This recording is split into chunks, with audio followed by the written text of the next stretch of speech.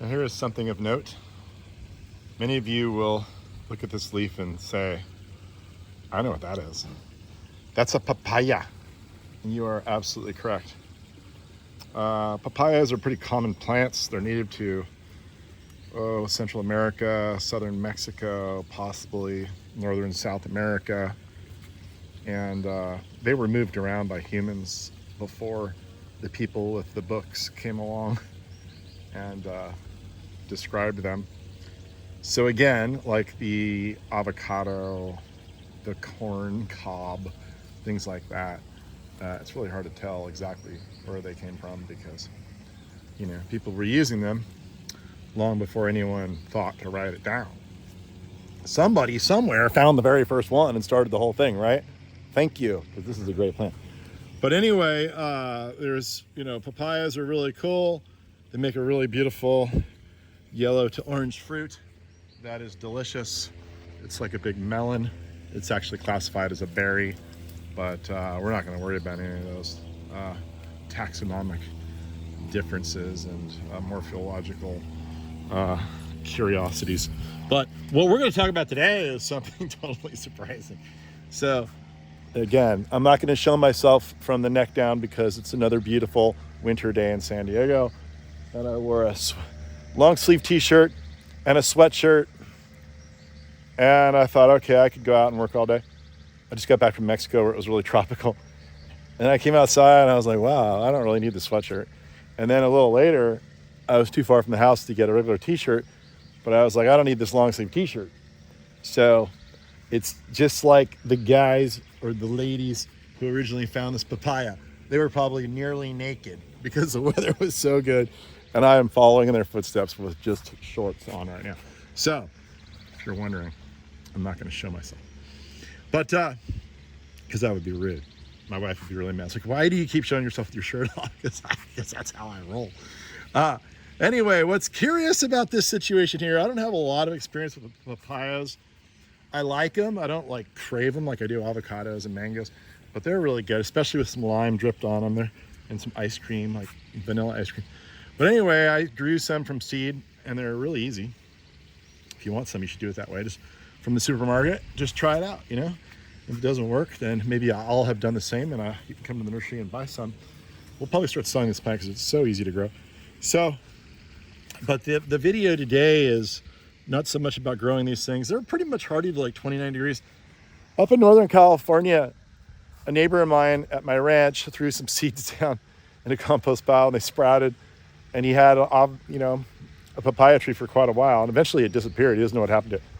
But, so they're that easy. You got to keep the temperatures above 28 degrees, which is challenging in a lot of places sometimes. I don't know how they do under a very cool climate. I know I have a video showing one in the South Bay of the Bay Area, San Francisco Bay Area, I think in San Jose, and it was doing great with fruit all over it. That was told to me about one of the people who watches my channel told me about it, so I went down there to check it out. I'll put a link to that video. So anyway, I decided to sprout some seed all in a 15-gallon container together. They all germinated like crazy, and I was really lazy about getting them planted. Well, lo and behold, they got about 5 or 6 feet tall and really big. So my daughter's like, well, you got to get these things in the ground. I'm like, okay, let's put it over here next to Boodia, right there, the palm tree. And in between these rocks, it would look really pretty. So we went over here and the thing was busting out of the 15-gallon, couldn't get it out, bashed on the container, still couldn't get it out, had to cut it open. By the time I did that, they all fell out, bare root, like completely bare root. I was like, oh no. All that work, and now I'm gonna kill these plants.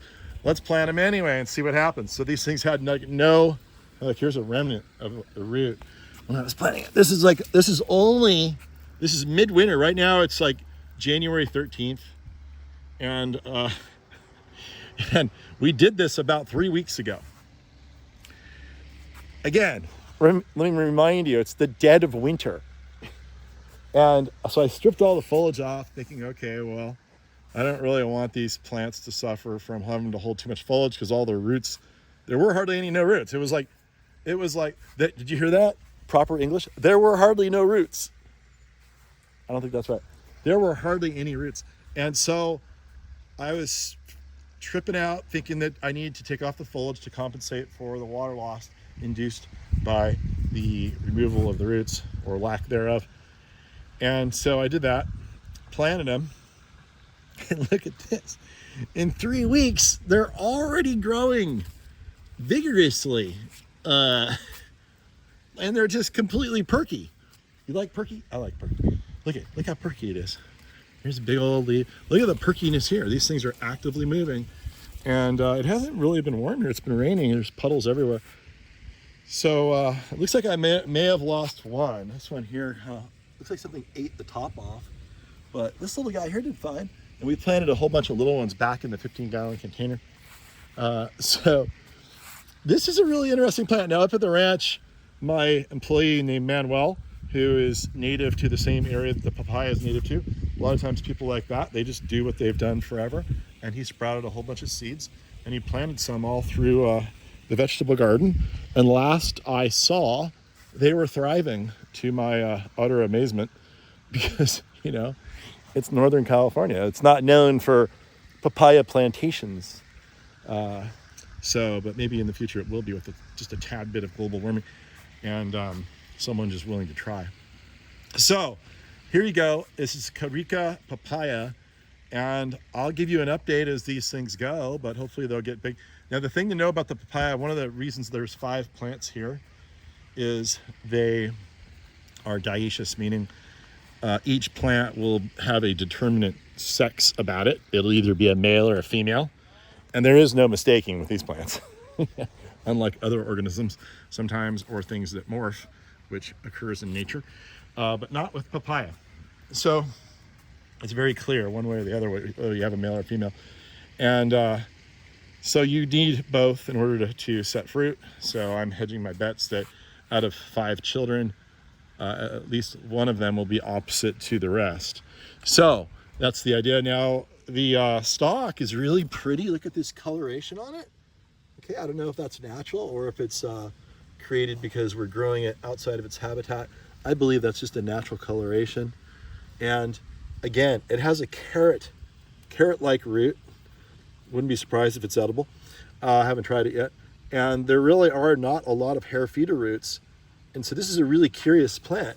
It must just pull up moisture from the ground and store it in that big stalk, almost like a saguaro, because that's the only way I see it. These things seem drought tolerant, but they don't have a massive root system. So it must be a storage issue, is how its strategy is employed. But you can see little flowers here. I'll have to get online and see if I can identify. It's right here. Can you see that? Is it not focusing? It doesn't. This is a brand new iPhone 14. Doesn't seem much better than what I had before, except that one was going bad quickly. But here's a flower up in there. So we'll follow this plant, and yeah, so don't be afraid to plant papaya, especially if you can get it for free and sprout it. And if you're really lazy, then give us a call, because you know, we got to pay the rent somehow, and maybe we'll start growing papaya to do so. And that's it. Carica papaya, carrot-like root, takes unbelievable winter planting stress and keeps on ticking. There you go.